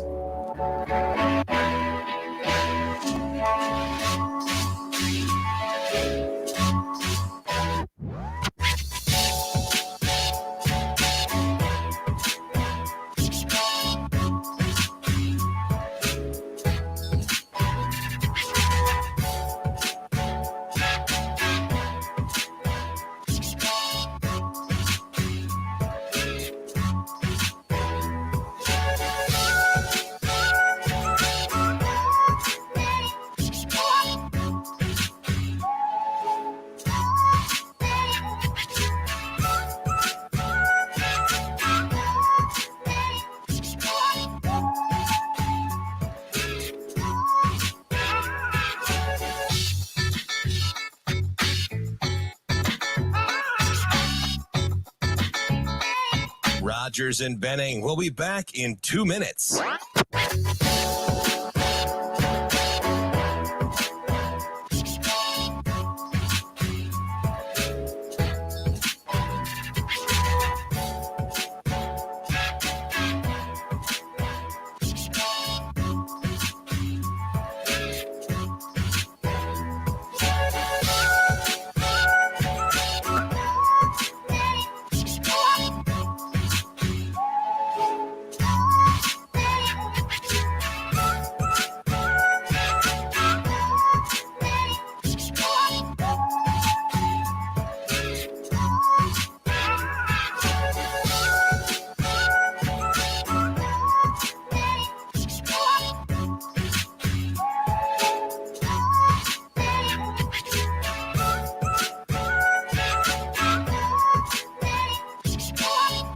Rogers and Benning will be back in 1 minute.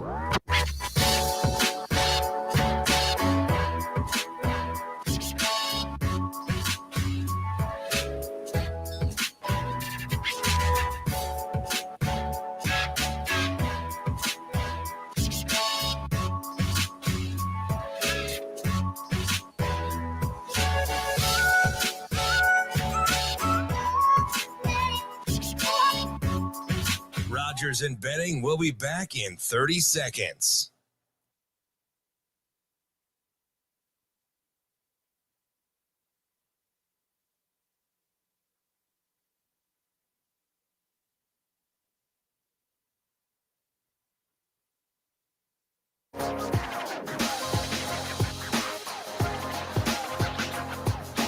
Coffee and Cream with Rogers and Benning on Hail Varsity Radio.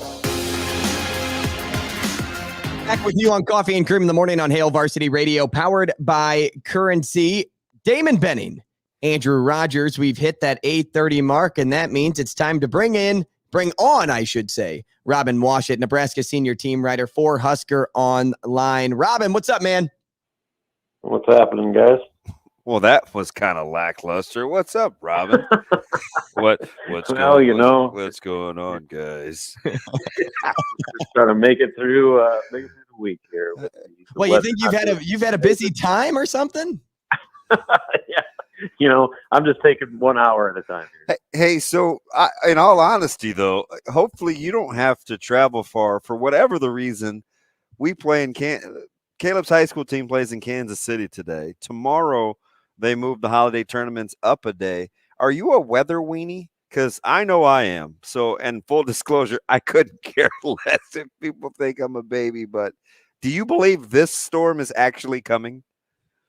I'll believe it when I see it. But, Oh, I don't like change things way in advance. But I've been stuck in some. So you remember years ago when the Metrodome in Minneapolis, the roof collapsed? oh yeah. Mhm. So I was going up there. The Giants were playing the Vikings up there, and I was going up there to hang out with my buddy and go to that game. And we got as we were driving, when we hit Des Moines and hit I-35 North, that was right when the snowstorm was hitting. And so I had a strip of visibility on my windshield that I was just looking at the tail lights in front of me. That's all I could see. And basically from Ames to Albert Lee, that's all I could do. It was 20 miles an hour total white knuckle. No way. Those experiences have, taught me a lesson or two where I don't want to do that again. So I'm a little more cautious than I used to be. And that was 12 years ago. So you couldn't have been and I know you're not a kid, but man, how's the driving experience since then? Much more mature and savvy? Yeah, exactly. So it was one where, again, you learn lessons in life, especially in your youth, to where when you get older, those experiences make you a lot wiser. Don't follow the Giants? Oh, hey, they won that game, by the way. They played that game in Detroit, and they beat them in Detroit. So there. So there, DB. Yeah, take that. Hey, that's a great win for you guys the other night too. And I know what everybody says about the officiating, and it's whatever. But there's no way after. Well, at what point were you surprised? The 2-loss start when you got off to the good start, when you hit the skids, and you're like, these are the Giants, or now you're like, hey, playoffs, here we come. I thought they were going to win 7 games this year. So they've already superseded my expectations. And so they, they're in a good spot. That was a huge win. And you can say all you want about the officiating. There's plenty of instances in that game where, there's a play where Richie James gets literally tackled from behind running a route. Yeah. That doesn't get called. There was a holding on the final play where Thibodeau gets an illegal hand to the face. So when a hand goes up and under his face mask. So none of that was called. I don't see anybody complain about that. And a couple years ago, if you remember, the Giants were called for a phantom offsides on Dexter Lawrence on a game-winning field goal try that was wide right by Washington, and he wasn't offside, and they got to kick it again and win the game. So I feel zero sympathy for the Commanders or whatever you want to call them now. I wish we would have gotten another try in Chicago after Cody Parkey double doinked. Yeah, I do too. Anytime the Eagles lose, it's a good day. Right. Hey, Robin, I asked this to DB right off the top of the show. And of course, I want you to touch on Umanmielen, Goldman, and Machacek. Hopefully, we've said that last name correct. But I asked him this, and I want to know from you, because from a reporter's point of view, you actually have to do this. Are you having fun deciphering Matt Rule's tweets? I don't even try anymore because I lost the ability to have any idea what he's talking about. So I think at this point, he's just having fun with everybody, just finding like the most random emojis available and putting them all together and acting like there's some sort of code to crack there. But they've been on a pretty torrid pace here. I can't remember how many editions they've had since like early December, but it's been pretty incredible. And I guess that's the nature of the beast, especially in Nebraska's situation, where there's always going to be more turnover during a coaching change. But then you pair that with the new portal era. The roster movement has never been greater than it is right now, at least certainly for Nebraska. So it's been a wild ride here, but they've done a lot of work. And then obviously colleague Steve Sipple, he broke last night that Casey Thompson's coming back. Mm-hmm. And so that quarterback room just got real interesting. With him coming back, presuming to be the starter, there's going to be an interesting offseason ahead, even with all the remaining additions that need to be made. Especially with Casey, we'll see how much he's even able to do in the spring. There's going to be some fun storylines to follow even after all this comings and goings wrap up. So, Robert, you said something I was following along with you last week that really resonated with me, just because I was talking about speaking things into existence. And this one was about football, where I was like, man, I wish Nebraska would just call themselves out loud a developmental program, because I think we acknowledge those things out loud and you kind of just subconsciously work towards that, right? You were talking about Nebraska basketball and flipping an identity, and all offseason we heard, hey, defensive minded, we want to be able to get some stops. We want to be a little bigger. We want to rebound the basketball better. And I think out loud we said, man, can they really kind of change the culture overnight? And you were talking about two things, right? Obviously, coach staff additions, right? Defensive minded helps, but grabbing personnel that fits the mantra too has really served this team well. Is it understated because they don't have double-digit wins, or is it very much appreciated because they are where they are, record aside? Yeah, I think from the general Nebraska basketball fan standpoint, this product is significantly more enjoyable, even with the record being what it is. And some of the disappointing performances sprinkled in with the high points. The overall body of work so far is something that I think everyone can get behind a lot more than what had been going on the last 3 years. And Nebraska fans, they appreciate effort, they appreciate defense, they appreciate guys that are going to bring it night in, night out, and give them a product that they're going to be proud of. And so far, outside of a couple outliers, that's been the case with this group. And that was really what was so disappointing about Kansas City. That Kansas State game was really the first time where, from start to finish, they got outworked, and they weren't winning the 50-50 balls. They weren't making the hustle plays and playing the level of defense that we had seen from them more often than not. So they got to get back to that, because that's the only way they stand a chance. They're too limited offensively, do not play elite level defense and win the majority of those winning plays that have been the difference for them this season. So we'll see how they bounce back. They better be ready to play tonight. Queens, people might scoff that off as a throwaway game, but if you come in there and try to go through the motions against them, they're going to beat you, because they play a style of basketball that is very conducive to making things difficult for you. They crash the boards after every shot. They're really aggressive on the offensive glass.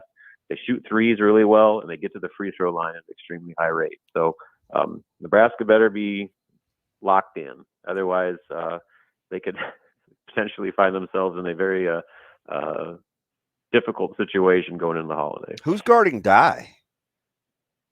I would imagine Bandamel. I mean, he's the guy they put on. Yeah, he is a stopper.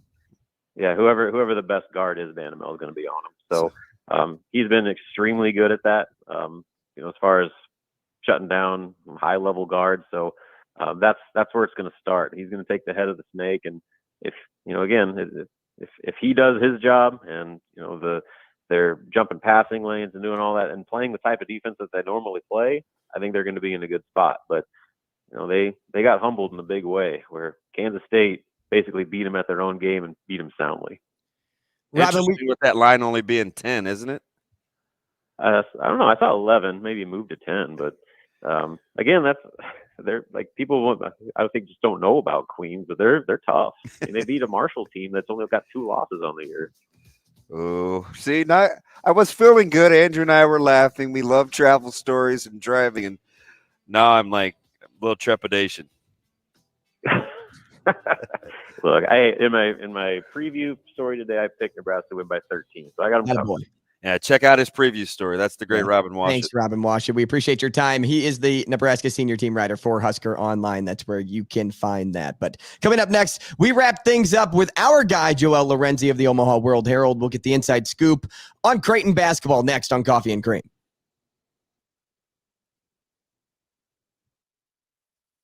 Rogers and Benning will be back in 4 minutes.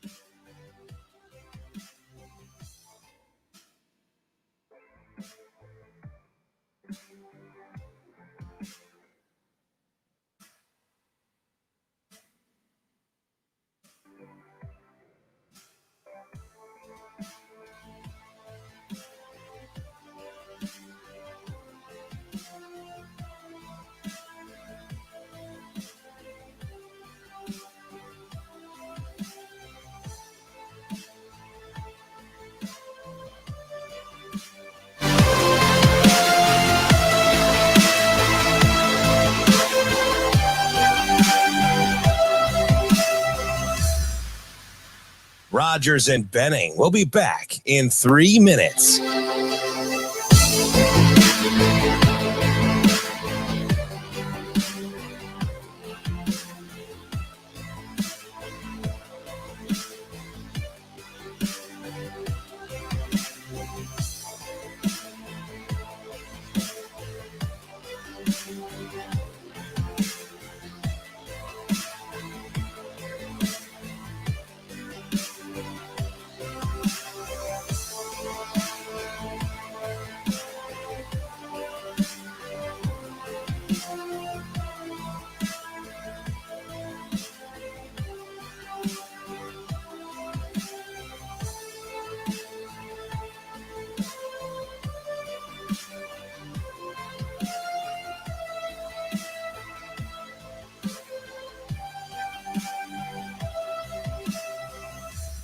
Rogers and Benning will be back in 2 minutes.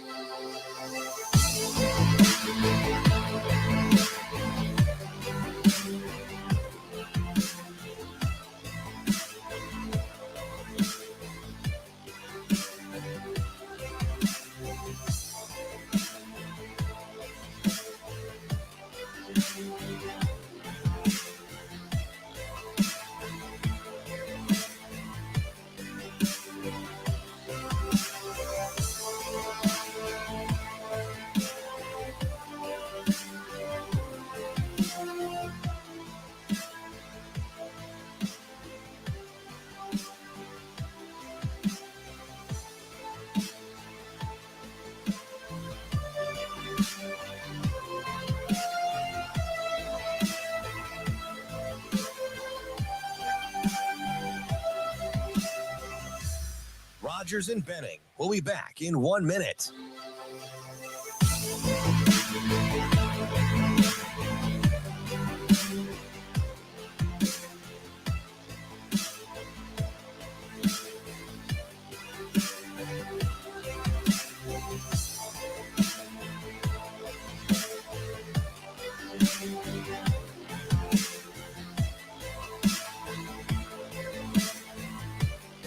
Rogers and Benning will be back in 30 seconds.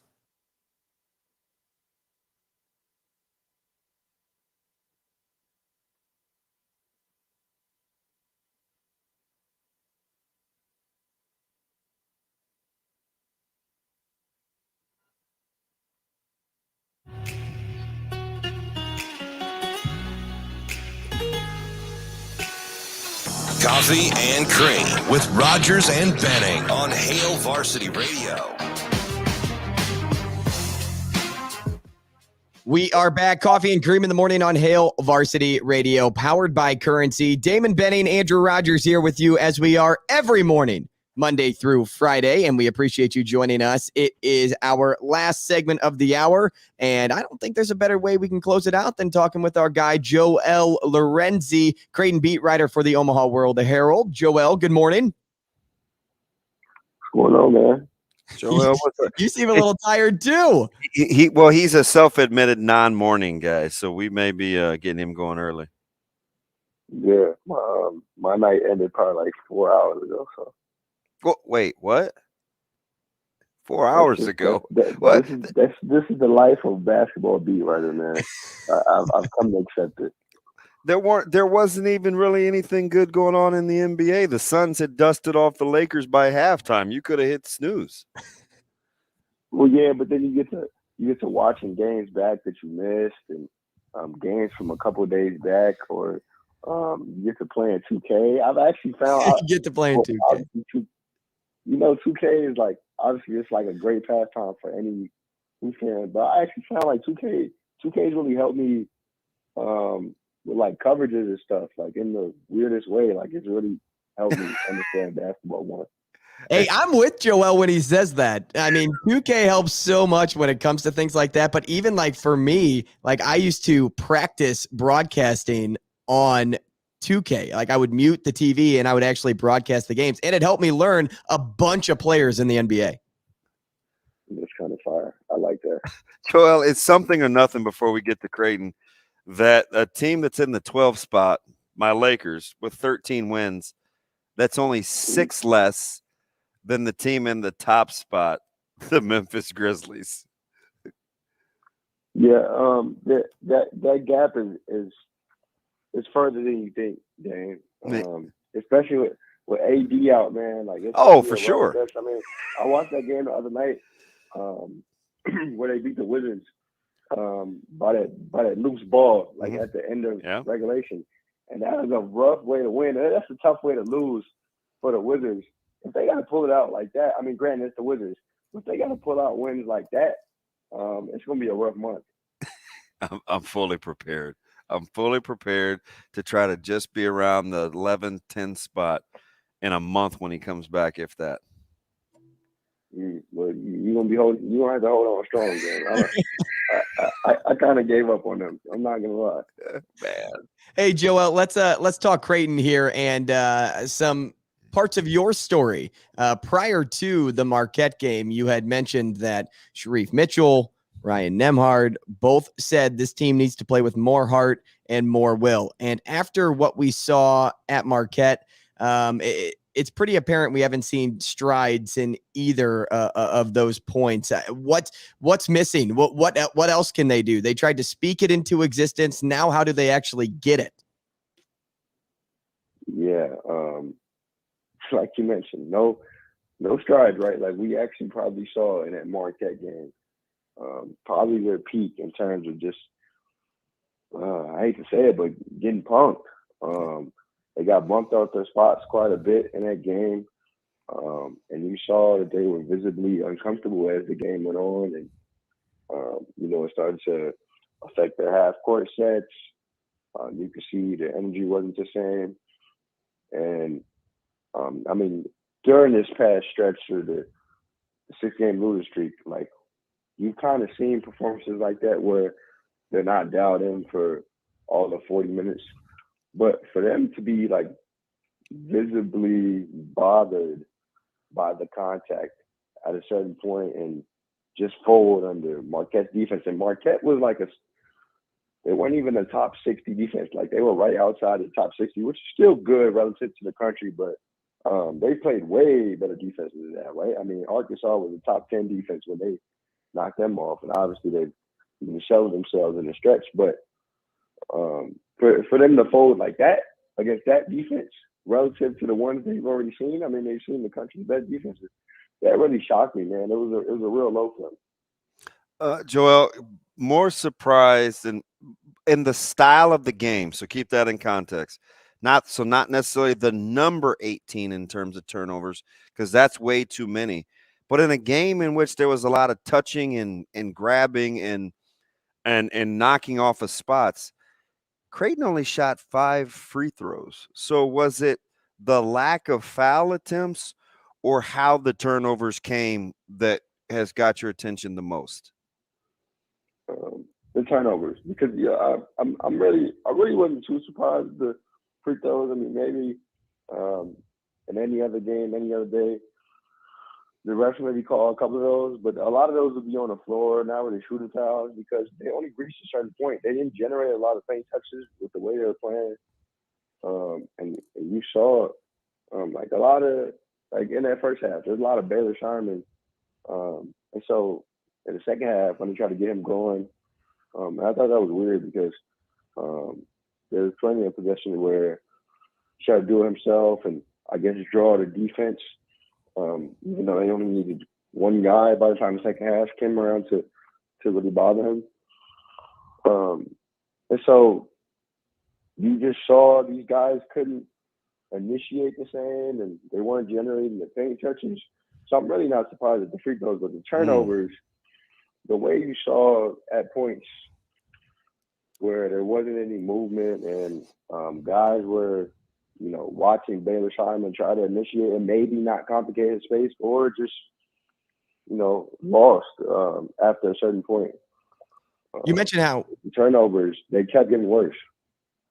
You mentioned how Marquette's defense looked like a top 20 defense opposed to around the 60 mark. And then you mentioned how, taking down Arkansas, which was a top 10 defense. And it gets me back to thinking, Creighton's defense here and how irreplaceable Ryan Kalkbrenner has become. And good on Frederick King. He's been fantastic. He was given Big East Freshman of the Week honors. And I'm not trying to disregard him in any way by saying this, but how irreplaceable has Kalkbrenner become, especially defensively for this group, because Iguodaro really had his way with Creighton in that game. Yeah, and like you mentioned, kudos to Fred King because he was the best player in the last 2 games, probably. And I don't know how many wins you get with your freshman being the best player, but it worked out in his favor because when Kalkbrenner comes back, it's an interesting wrinkle now that they have a productive bench player. But somebody asked this in my mailbag that I'm going to write today, so I haven't looked. But off the top of my head, I think Ryan Kalkbrenner is like a top 3 most important player to his team in the entire country. Oh, there's your poll question, Andrew. Yep. You see the on-off splits. You see, the eye test, man. Like you saw, I don't think he'll be the end-all be-all and that, they'll be completely fixed when he comes back.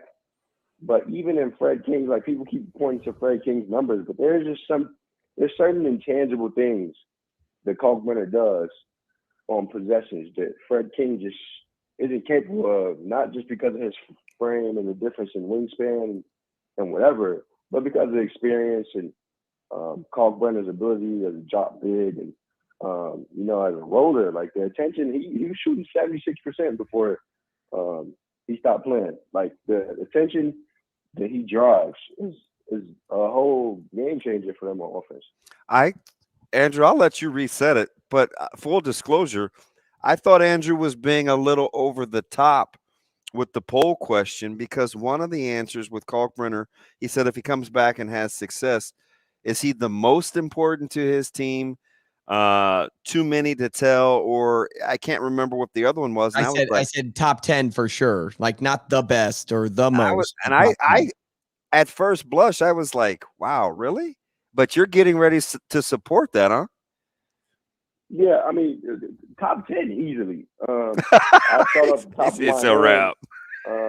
Off the top of my head, I didn't think too far. After days of watching basketball, like you don't want to even think this deep. But I thought E off the top of my head is really important for Purdue's success. I think Sanogo. I don't think Sanogo is more important because you see that team is super deep. They are Obviously, way deep. It would change without him, but the drop off without Sanogo wouldn't be nearly as drastic, I think, as it has been for Creighton and Kalkbrenner's absence. So I think he's for sure like top 5 most important player. I immediately think Drew Timme for Gonzaga, which is in that discussion. Yeah. That is lofty discussion. Let me ask you real quick here in our last minute, Joel. If we concede that UConn is the best team in the Big East, are we really ready to say the next best team is St. John's, or is something else going to shake out between Providence and we watched them the other night? I felt like that's a good basketball team. I don't want to believe in Marquette, but they play hard. Who, in your opinion, is the next best team in the Big East? Whoa. Hold on. First of all, the Xavier erasure is crazy. Can't do that. And then Marquette. Obviously, they pummeled a clearly different Creighton team than we saw a month ago. Mm-hmm. But Marquette ain't no punk either, man. Like, they got something brewing over there. They got probably arguably the best win in the conference with the way they whooped Baylor a few weeks back. So I think they're serious, man. I think they could. I gave Providence the nod over Xavier because they just beat Xavier. Providence, man. That's Providence's best win by a mile. I think Tell him, Joel. Man, like, you kind of see that in the Big East where any team can lose on any given night. I got to see more for Providence. Oh, never disappoints, man. Joel, we appreciate you, man. Thanks so much for joining the show this morning. All right, guys. Thank you. Hey, and thank you to all our listeners out there for joining as well. If you're itching for more, check out Morning Dump wherever you get your podcasts. Later on today, Chris Schmidt, Elijah Herbal on Hail Varsity Radio. But until tomorrow, we'll see you on Coffee and Cream, powered by Currency.